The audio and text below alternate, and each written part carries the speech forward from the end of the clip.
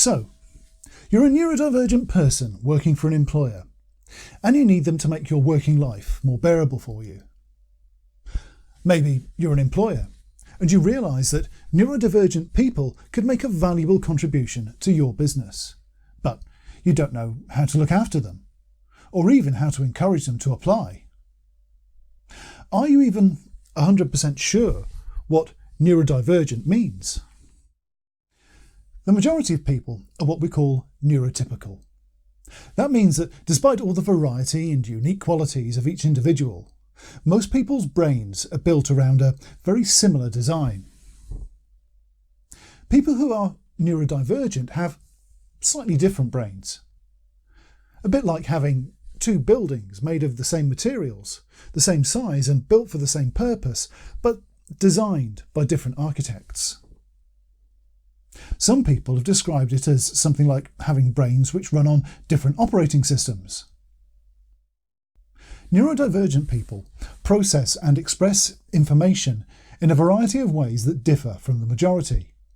So our approaches to problems and the conclusions we make won't always be what we're used to, and consequently our behaviour and responses might surprise you too. Some 1 in 7 people are autistic, dyslexic, ADHD or in some other way neurodivergent. So the odds are high that all but the smallest of employers will have some neurodivergent staff. In the UK, the US and most United Nations countries, you're obliged by law to make accommodations for neurodivergent employees under equality legislation.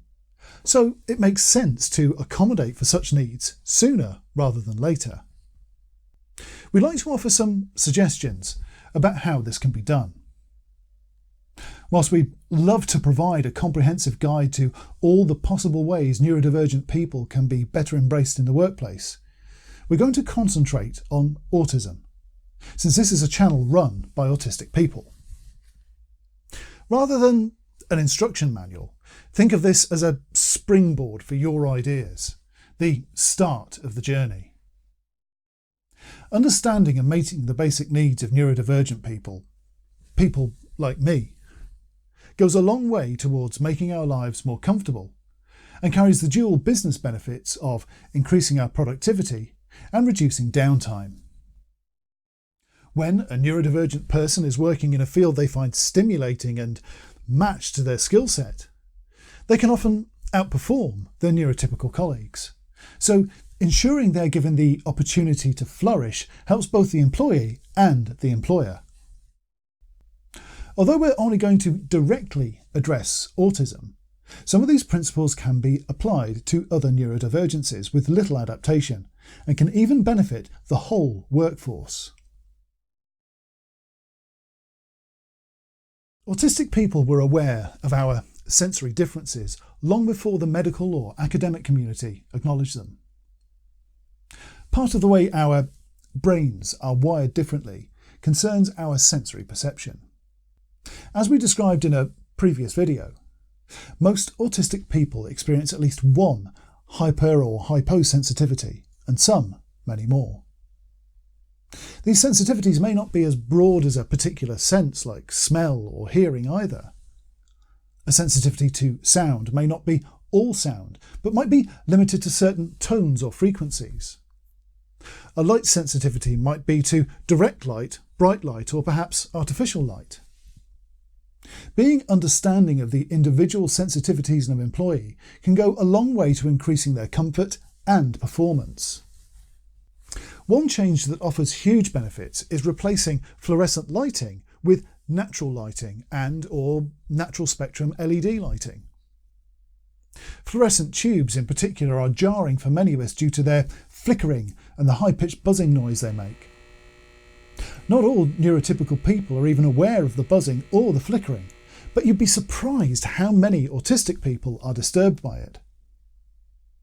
There are LED bulbs now available which mimic the natural spectrum and fit into existing light fittings.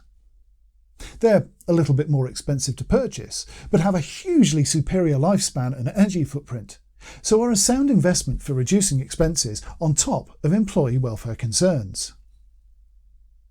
If the employee works near a window You could also ensure they have blinds which they can control to regulate the incoming light. Sound can be mitigated in an office by situating someone's workspace away from noise in general, or the particular variety of noise that they're most sensitive to.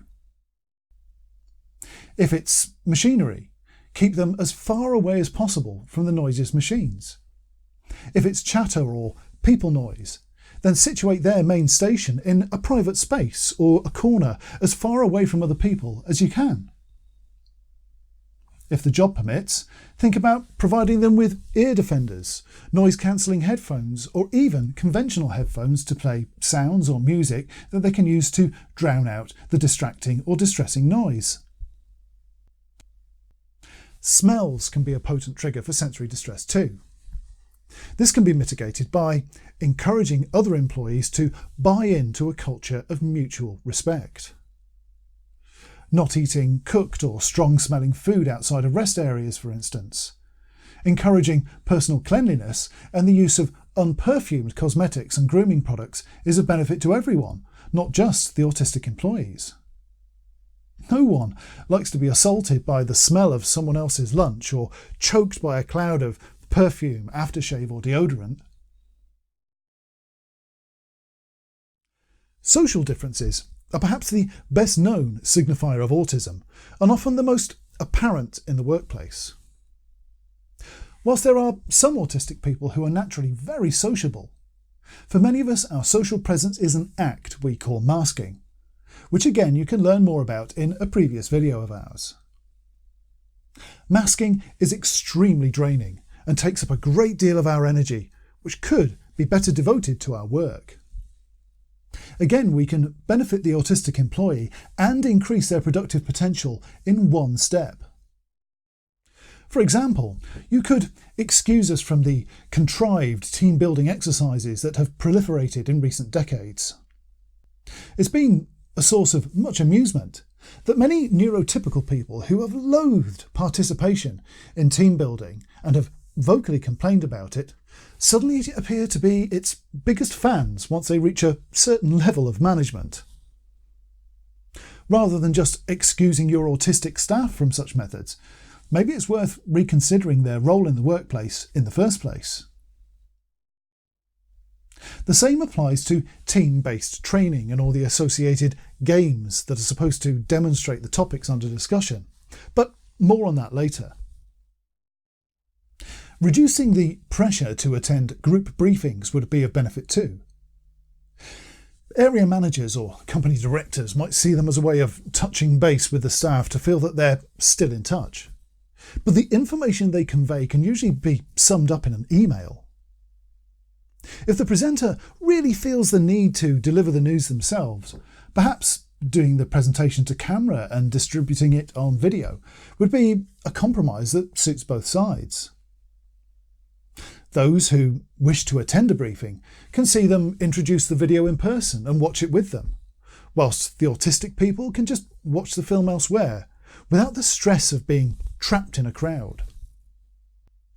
Work Christmas parties, summer retreats, family open days, bring your kid to work days. Do they actually cheer all your staff up, or do some of them dread them? You don't have to cancel them, but you could drop the pressure to participate so it feels more like choice than obligation. Celebrations of staff birthdays? They might seem to be good for staff morale, but what about the unpopular members of staff? Your autistic staff who keep to themselves may well be in this category and be the ones who don't have a desk or a locker festooned with cards and filled with gifts like their more gregarious colleagues.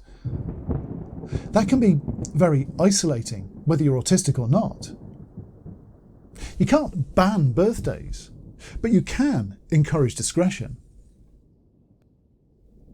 Possibly the most valuable contribution you could make towards improving the social aspect of work would be to invest in some professional neurodiversity training. This covers not only autism, but ADHD, dyslexia, dyscalculia, dyspraxia, and many more conditions and learning differences. Neurodiversity, like racial diversity, is about ensuring a level playing field for everyone, no matter their background or difference to the majority. Educating your staff on how to reduce the social pressure on employees who cannot naturally reciprocate is without doubt the most productive contribution you can make socially. The level of ableism and prejudice still levied against people with neurological differences even today is shocking to the more tolerant in society when they realise how common and spiteful it still is. I've yet to meet a neurodivergent person who hasn't at some time been told they were lazy, a liar, or even the R word. Making clear that neurodivergent employees are welcome and that prejudice or undue pressure are not will go a very long way to making the workplace happier and more productive. When you do commission that training in neurodiversity, make sure it's from a company that specialises in that topic rather than generalists, and insist that at least some of the trainers they bring into your company are neurodivergent themselves. Structural change is not about changing the building you're in or its fixtures and fittings. It concerns your management and training frameworks. Like many of the adjustments we've suggested, this is one which will benefit more than just your autistic and neurodivergent staff, but will be a welcome change for the rest of your staff too. This is one area where you might need to start thinking outside the box a little more. There's an old adage: a chain is only as strong as its weakest link. And rarely is this more true than in the chain of command. A powerful and visionary managing director will find their ideas stymied by ineffectual middle managers implementing their ideas poorly. And the same is true for the lowliest employee too. The longer the chain of management, the more places there are for ineffectual managers to jinx the chain of communication up or down the chain. How many of us have asked our boss to action something important, only to be told that someone above them has vetoed it? Is it our direct manager who didn't get round to asking? Or is it the next one up who wasn't interested? Do they not understand the importance, or have they a personal interest in ignoring it? From an autistic point of view, consistency and transparency are very important. Being able to trust the people giving us orders and rely on their honesty cannot be overstressed. If you're asked a question and you don't want to or can't answer, don't try to obfuscate. Don't pretend the information doesn't exist or speculate. Just be honest that you don't know, or why you can't answer right now. If you promise you'll tell them when the time is right, make sure you do. The less links in the chain there are, the less chance for miscommunication, the less possibilities of the wheels coming off your plans from hitting management potholes. Autistic people have a deserved reputation for direct and honest communication to the point of bluntness. Don't discourage it. Embrace it. Try it on for size. You may find that dropping the curtain of mystery and just being straight with people whenever possible actually gets a lot more done. If staff know what's going on and trust those making the decisions, there's less room for harmful gossip about what might be happening behind their backs. We mentioned staff training earlier. One key thing to know about all neurodivergent people is that the optimum methods and conditions for us to learn rarely coincide with the most popular methods in use in the workplace today. For years, business has relied heavily on two tools to teach new workplace skills: training workshops and the buddy system. As much as we may like to think otherwise, the training workshop environment is little different from a school classroom, and you'll find countless neurodivergent people with unhappy memories of those. It doesn't matter that it's dressed up with projector screens, party games, flip pads and scented markers. It's still a classroom, and it doesn't suit everyone. Think about the options you offer. Maybe some people would work better with a written manual, a video tutorial, or an interactive online exercise. The same goes for the buddy system. You may think your preferred trainer is the ideal choice. They're friendly, they know the job reasonably well, and they're popular. Who better? Maybe someone who isn't motivated to be social might find their approach distracting and unwelcome, and would prefer to just stick to the job at hand. Someone who is relentlessly positive can be infuriating to the most tolerant of us. Is that really how you want to introduce new people to your company? Perhaps someone who is less outgoing but more knowledgeable would train them faster. Perhaps one of the other methods mentioned would be better. Think beyond the typical one-size-fits-all approach to training and try to accommodate some of the many different ways in which people learn. What might work for one person may be useless to another. Frustration that a new member of staff seems not to be learning quickly enough is pointless if you haven't provided training suitable for their learning style. The only way to know what might suit them best is to ask them. Provide a variety of methods and ask them which they prefer. It's as simple as that. Whether you're looking for a worker, looking for a reduction to work stress, or a boss wanting to get the best from your autistic employees, have a think on the guidelines we've described. How do they apply to your current situation? As an employee, is your employer aware of their legal obligations and forward-thinking enough to adopt such practices? If you're not sure, is there a colleague, preferably in management, or a union rep you could discuss it with first? If you're a boss and you have bosses above you who might be difficult to convince, then familiarise yourself with the disability and discrimination legislation in your country. You'll likely find that your bosses will understand they'd be better off being proactive now than being pushed at a later date. But what about actually hiring neurodivergent employees in the first place? How do you encourage openly neurodivergent people to bring their skills to your company?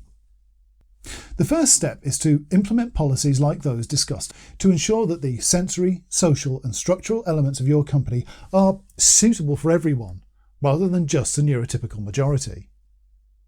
It's no good hiring new people if the infrastructure to make the most of them isn't already in place. Once that's done, publicise it. The leading local and national charities that cater for various neurodivergences often offer certification for employers who have taken positive steps towards improving their neurodiversity. Not only does it look good for the company, it helps demonstrate to potential neurodivergent employees that you are a safe company to work for. Secondly, think about your interview process and how you judge candidates.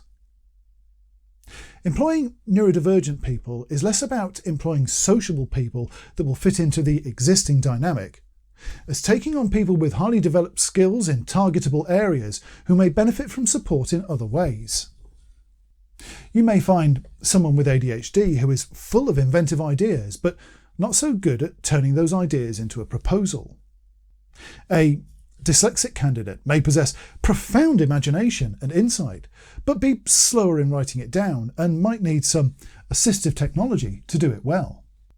An autistic person could be a highly focused and analytical problem solver, but socially evasive and asks more questions than you're used to. It's their disproportionate strengths you are looking to harness, so you must learn to look for those and be ready to accommodate the other differences that will inevitably accompany them. More and more companies are coming to the realisation that the increasingly homogenised practices of recent decades have led to mediocrity and stagnation, and are crying out for new talent to give them the edge. There is a huge bank of untapped talent in neurodivergent people whose potential has been neglected because they don't fit into standardised boxes.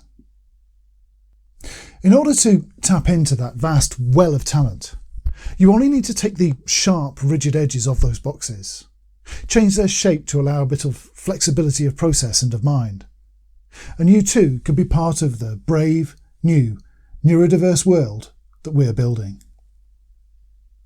Thank you for watching.